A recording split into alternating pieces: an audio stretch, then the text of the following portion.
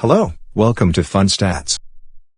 Today's topic is methodology for happiness. Everyone wants to be happy. So, what is the most important factor for our happiness? And how we can improve it? Today, we consider these questions. Today's discussion is mainly based on Japanese famous writer Akira Tachibana's books, especially The Capital Theory of Happiness, published in 2017. Let's review the outline of the discussions.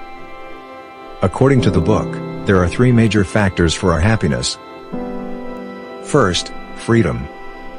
This means to live a life as we would like to. Second, self-realization.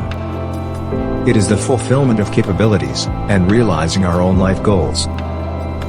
Third, social connectedness with the others.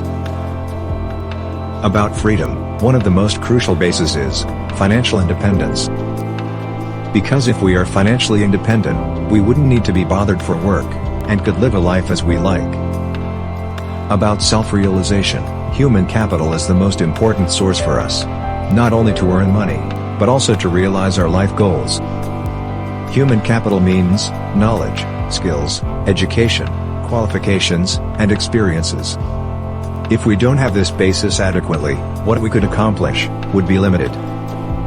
Social connectedness is supported by our social capital, which means the relationships with others. One interesting discussion in the book is that, reflecting the three bases, our lifestyles could be categorized by 8 patterns. Let's quickly overview the patterns. First, a person who has all of them. His or her life would be perfect, but its realization is a little difficult.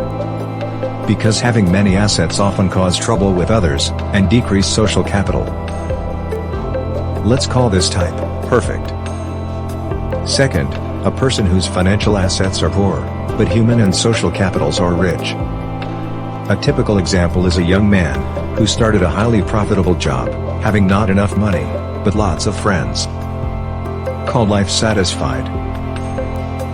Third, having rich assets and human capital, but few friends. Rich people tend to fall into this category, because the rich are lonely. Called rich. Fourth, rich in assets and social capital, but poor in human capital. One example is a patron, who doesn't work anymore. His investments or donations to people or companies who have a bright future, could rebuild his relationships, and raise his social capital. Called patron. Fifth, a person with only financial assets. A retiree, especially a single person, might fall into this category. They may have made a fortune while working, but tend to lose relationships with others, due to the long devotion to their works.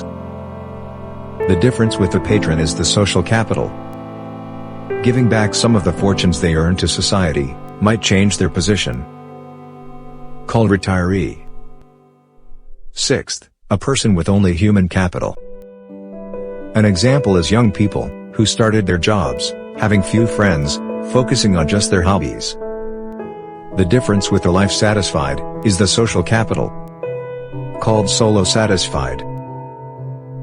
Seventh, people with only social capital.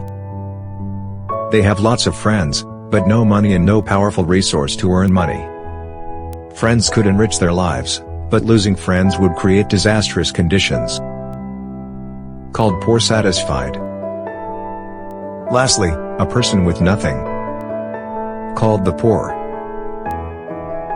So, which position are you in? These classifications could be useful, as long as you use them to analyze where you are now, and where you would like to go. Our lives are surrounded by many risks, such as money deception, unemployment, and losing friends. Having just one asset or capital is risky, because once we lose it, we would come down to the poor. So, we should have at least 2 assets and capital, the author recommends. One of the possible success stories could be this. You start your job with rich human capital, and lots of friends. The life satisfied. After long time devotion to the work, you succeed in your business and become rich. After retirement, you give back some fortune you earned to the society, and rebuild the social capital. The patron.